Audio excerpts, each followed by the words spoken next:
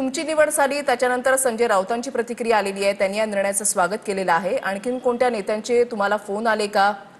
तुमच्यासोबत काही बोलणं झालं का? नाही, असं कुणाचा फोन आलेला नाहीये. ही तुमची निवड झाली याचं श्रेय तुम्ही कुणाला द्याल?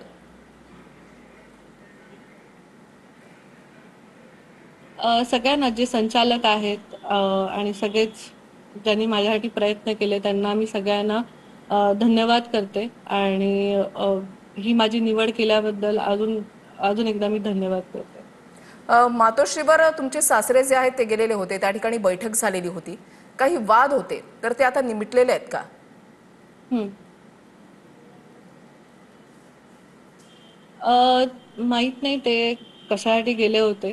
त्यांचे वाद असतील, त्यांनी उद्धव साहेबांना सांगितले असतील आणि मिटले असतील असं गृहीत धरूया, कारण मला माहित नाही त्या बैठकीमध्ये काय झालं आणि काय नाही ते.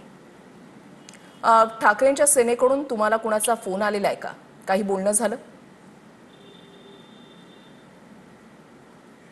नाही, पण मी नक्कीच उद्धव साहेबांना भेटायला जाईन, कारण त्यांचे आशीर्वाद मला पाहिजेतच. आता पुढे तुम्ही नेमकं काय करायचं ठरवलंय? कशा पद्धतीनं काम करायचं ठरवलंय? जसं काम करते, जसं अभिषेक घोसाळकर काम करायचे त्या पद्धतीनेच मी काम करणार आहे.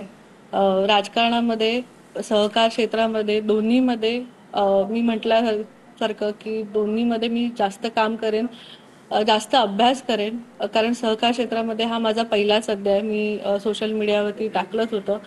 तसं मी अभ्यास करेन आणि अभिषेक बरोबर राहून थोडीफार मला माहिती आहे तसं मी करून दाखवेन.